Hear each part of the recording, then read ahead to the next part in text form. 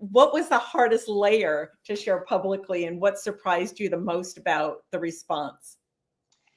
It wasn't necessarily the hardest layer. I think it was, I've spent the majority of my career behind the camera.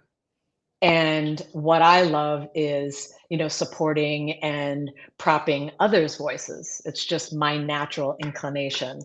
And for me to, I was asked to do that TED Talk, I think maybe 4 weeks, 3 weeks prior to doing that. And that was just kind of I said yes, and then I had no idea what I was going to talk about.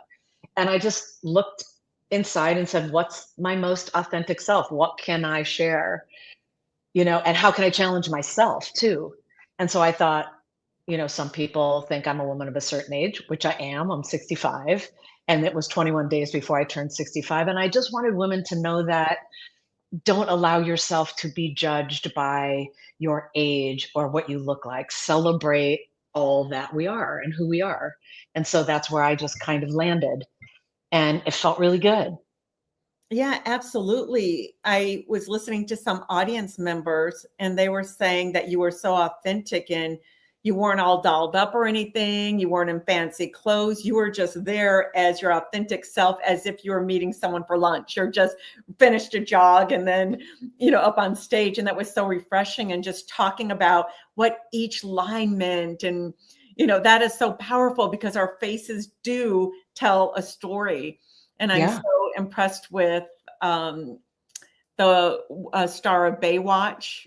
What's her name? Oh, Pamela Anderson. Pamela Anderson. Yeah, you remind me Yeah. of that, of just like, you know what? I'm sick of putting out all the bells and whistles, and it's just going to be me, and I'm going to celebrate each year instead of freaking out if I'm another year older. Yeah. I mean, I may be an anomaly. I don't think that I've ever been one to kind of hide behind a mask of makeup and hair. I've just always celebrated. I've always said people are they're buying my brain, Yeah. and I'm just comfortable in my skin. And I think as we spend more time on the planet, you realize the gift of our health and of our body and all the things that make up who we are.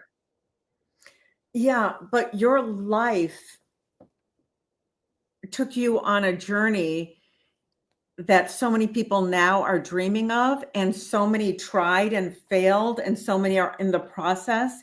And I know you're mentoring now, which is such a beautiful thing. But what do you think was the secret to your success? Why you? What secret sauce did you have? What determination? Were you super ambitious as a kid, or did you just fall into it a little bit and then get inspired meeting the right people? How did it happen? I worked my ass off. Mhm. I knew that for me, uh, the discipline, the determination, not taking no for an answer. And also, in the beginning of my career, we don't know where we're going to land, right? We can just only do what, either the path takes us or how we take the path. And for me, it was all about discovery and listening and allowing where I started to kind of open up a world to me to say, what do I really want to do in the entertainment industry? Because I didn't really know in the beginning. And it started to become more clear to me that I wanted to be involved in production and the birthing of an idea.